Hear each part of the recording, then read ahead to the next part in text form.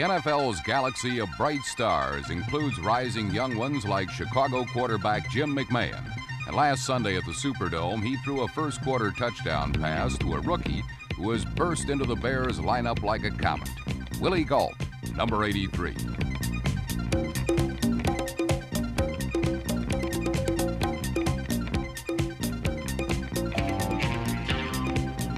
But Chicago was brought back to earth in the third quarter when an old star named Ken Stabler lit up the game with scoring passes to Kenny Duckett and number 85, Hobie Brenner.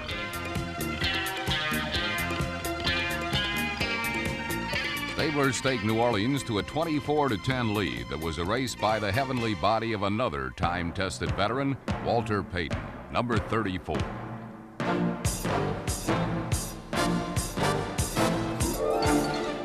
Payton rushed for over 160 yards and followed this 49-yard scoring run with a 56-yard scoring pass to Gault that knotted the game at 24.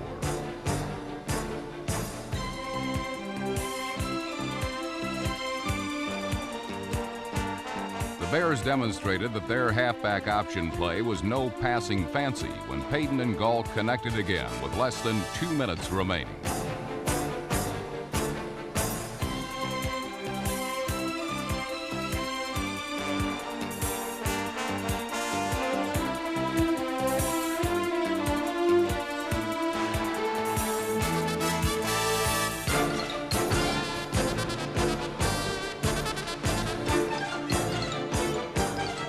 Gault's reception provoked a brief but lively debate among officials, who quickly decided that the catch was good. And when regulation time ended, both teams boasted 31 points. Then in the extra period, Morton Anderson booted the Saints to a 34-31 win with a 41-yard field goal that gave them the first overtime victory of their 17-year existence. This toddler's Viking t-shirt was out of place in Tampa Stadium, but then the hometown Buccaneers seemed a little lost too. A botched extra point attempt was only the beginning of a bad day against Minnesota for number 3 Bill Capice, who later missed a field goal try in overtime. Making his first NFL start since 1980, Tampa quarterback Jack Thompson was hot and cold, as well as black and blue. Early in the game, Minnesota's Tommy Kramer suffered a season-ending injury, but he did get the scoring started with a first-quarter touchdown pass to Terry LeCount, number 80. 4 periods later, the Vikings posted a 19-16 victory over the still winless Bucs. Their NFC Central Division rivals, the Green Bay Packers, had a close call against the Rams after winging their way to a 17-3 halftime lead. Lynn Dickey hit number 83, John Jefferson, for his 9th touchdown pass of the season.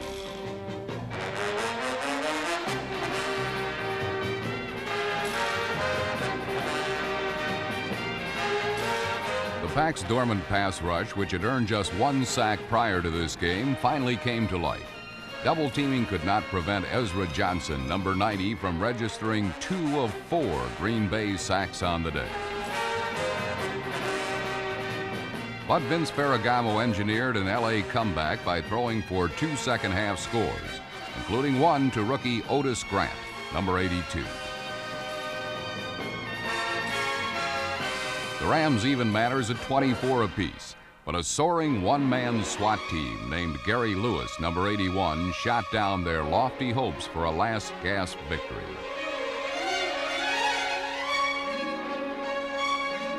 For the 6'5 Lewis, this was the 7th game in the Packers' last 11 that he has blocked or deflected a placement attempt. Unfortunately for the Rams, they lacked someone of Lewis's stature to prevent Jan Stenerud from kicking a game-winning field goal with just 1 second showing on the clock.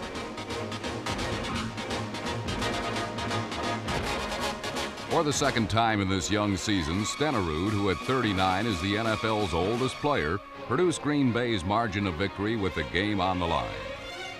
The Packers' 27-24 win proved that while there are bright new stars shining in the NFL galaxy, there are a few old ones who have a long way to go before they fade from sight.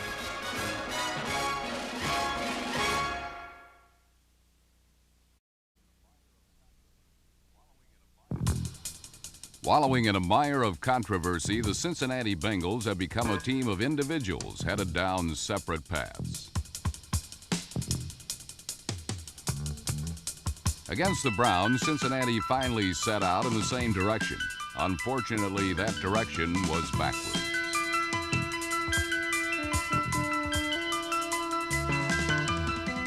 While Ken Anderson was unable to get his bearings straight, Cleveland quarterback Brian Sipes set his course on the Bengal end zone and found tight end Ozzie Newsome.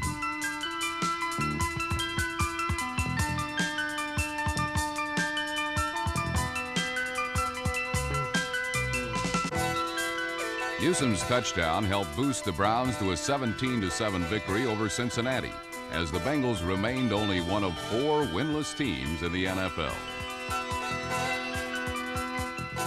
Surprisingly, the Baltimore Colts are not part of that infamous group, as they proudly took their 1-1 record up to Buffalo and promptly set out to improve it.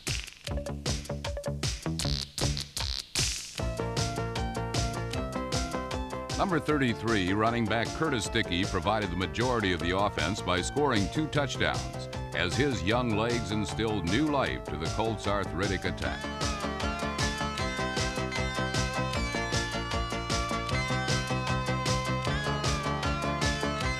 However, just when it seemed Baltimore was off and running, 153 yards in penalties and Bill halfback Joe Cribbs stopped the Colts dead in their tracks.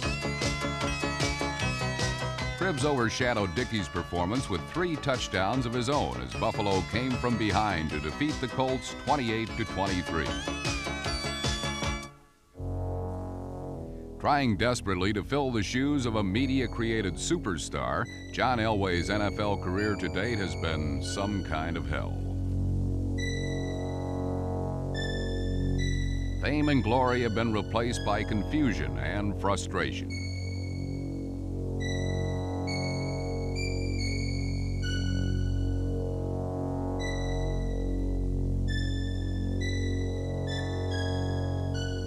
Against the Eagles last Sunday, Elway could find no escape from the horror-filled nightmare he's been living since opening day.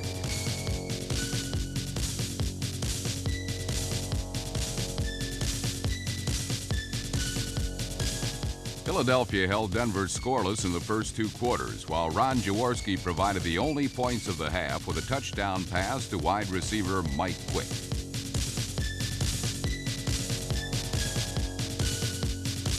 In the final period, with the Eagles leading 10-3, Elway finally showed signs of filling those oversized shoes.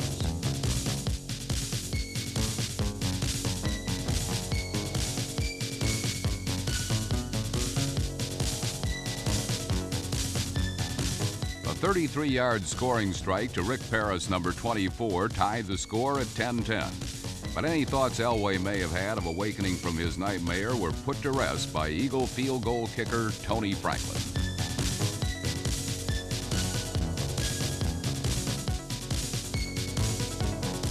Tony the Toe's 43-yarder with only 57 seconds remaining gave Philadelphia a 13-10 win. While Franklin experienced a kicker's high, Pittsburgh's Gary Anderson suffered a kicker's low as he was victimized by the first kickoff return touchdown against the Steelers in 7 years. The assailant was Houston's Carl Roaches, number 85.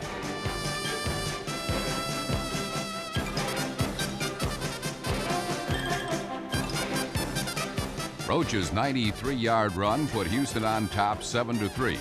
Unfortunately for the Oilers, the lead didn't stand up for long. Whereas most NFL offenses utilize the strategy, take what the defense gives you, the Oilers just don't seem to have a grasp on it.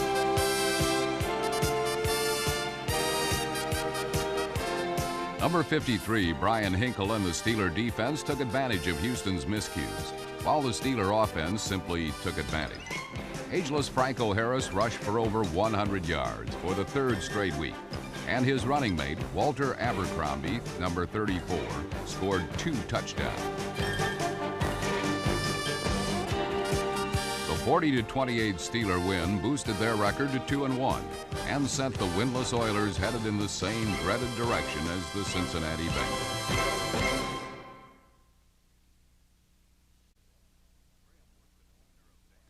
Grim was the demeanor of Dan Henning under the Silver Dome in Detroit, and wary was his outlook against the Lions. The Falcons' 16-13 loss to the Giants a week before all too clearly reminded Henning of Atlanta's offense of a year ago, a unit stricken with an inconsistency that his arrival was supposed to cure. But patience, in addition to being a noble virtue, is also a prerequisite for survival and success in the NFL. With the help of some daring do by number 85 Alfred Jackson, Henning continued to keep his Falcon rebuilding plan on a straight course. Steve Bartkowski threw for 366 yards and 3 touchdowns on passes to number 86, tight end Ben Young, that were delivered with Bullock-style precision, and lobs to Alfred Jackson that were timed with ballet-like grace.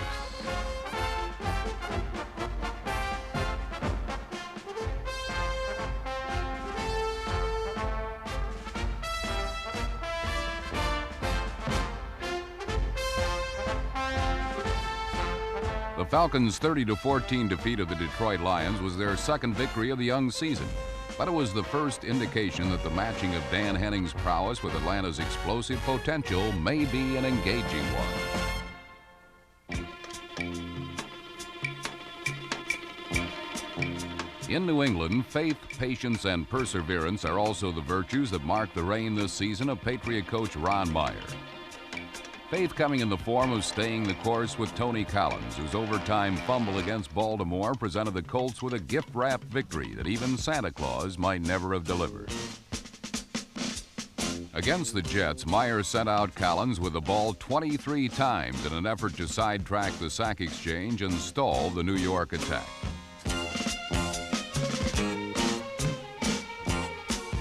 The Patriots blasted so many holes through the Jet defense that at times it seemed they were playing with a man advantage. The coordinated blocking of number 61, Ron Wooten, as well as number 73, John Hanna, and even number 30, running back Mosi Tatupu, was typical of the kind of clear sailing Collins enjoyed all afternoon. An afternoon where he rushed for 212 yards, breaking a Patriot record that dated back to Jim Nantz and the Neanderthal days of the old AFL.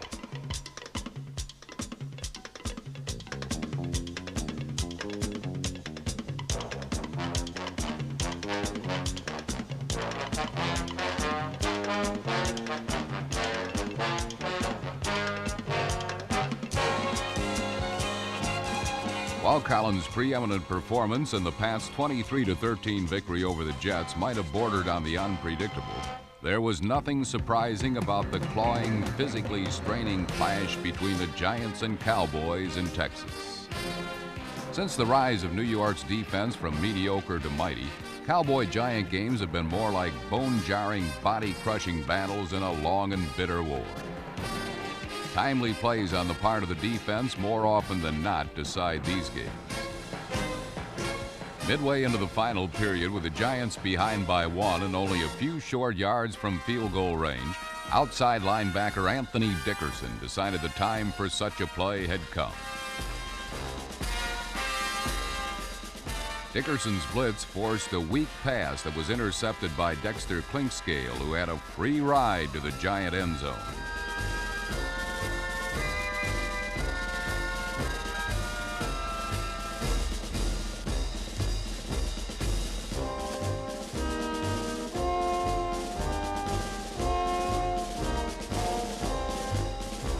A mere 13 seconds later, 12-year veteran Robert Newhouse, perhaps angered by his prolonged patrolling on the bench, stalked Giant kick returner Billy Campfield with a wild abandon of a rookie trying to land a spot on the Suicide Squad.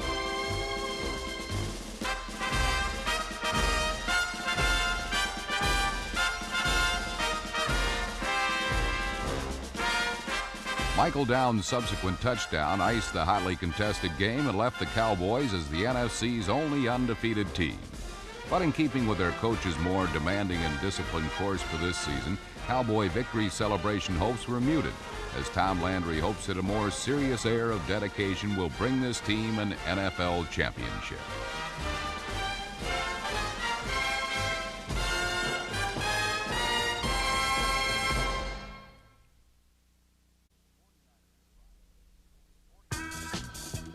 49ers arrived in St. Louis eager to expose some gaping holes in the young Cardinals secondary. Quarterback Joe Montana did just that with 3 touchdown passes. The first, a 69-yarder to Freddie Solomon.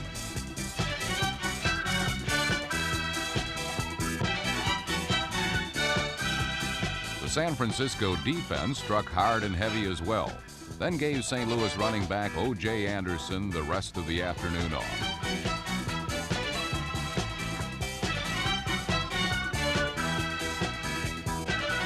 Anderson was replaced by one of the finest pinch hitters in the game.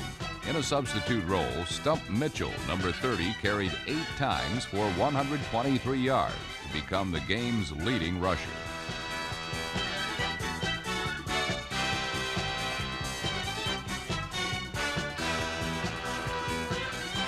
But Mitchell's numbers could not overcome the negative effects of the St. Louis passing game. Both Dwight Hicks and former Cardinal Tim Collier, number 47, returned interceptions for touchdowns.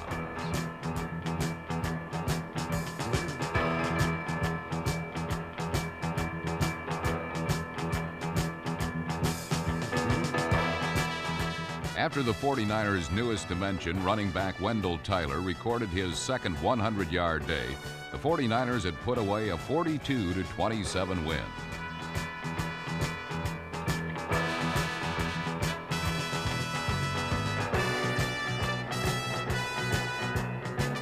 Few prayers may be in order for Cardinal head coach Jim Hanifin. His third straight loss was compounded by injuries to 2 key offensive linemen. Picked as one of the surprise teams of 1983, Hanifin's Cardinals have dug themselves a hole that will be tough to climb out of. The Washington Redskins dug themselves a hole against Kansas City, but emerged in fine fashion. Down 12-0 at the half, the Skins' defense woke up and limited the Chiefs to just 34 total yards the rest of the way. When the Chiefs' Bob Rush, number 53, pulled right from his center position, it created a mismatch on the left side, allowing Redskins linebacker Neil Okowitz a free lane to the quarterback and one of 5 Washington sacks. Equally overpowering was fullback John Riggins, who carried most of the Redskin running load, along with much of the Chiefs' secondary on his shoulders.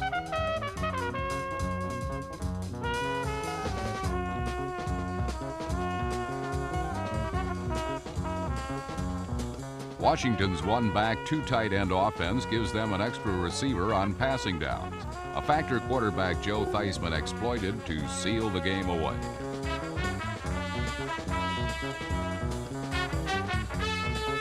Don Warren, number 85, earned Washington their first lead of the day on a 12-yard scoring pass. And when Theismann sought out his other tight end, Clint Didier, with a game clincher, the Skins were winners 27-12.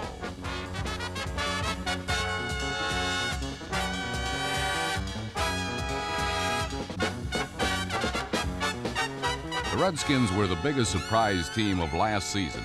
This year, that title could well belong to Coach Chuck Knox's Seattle Seahawks.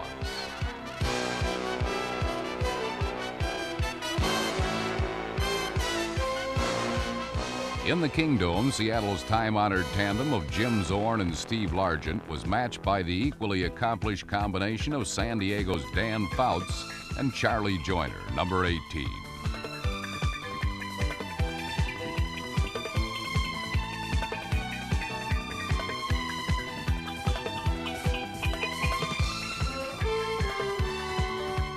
Dan Fouts threw for 338 yards and 4 touchdowns, but the Seattle secondary got even with 3 interceptions of their own.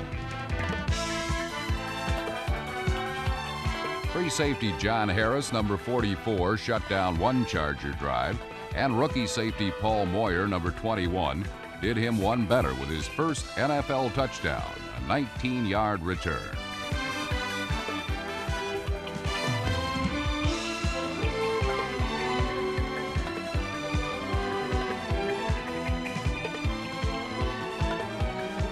Seattle built a 27-10 lead before winning 34-31 on a second Zorn to Largent scoring pass.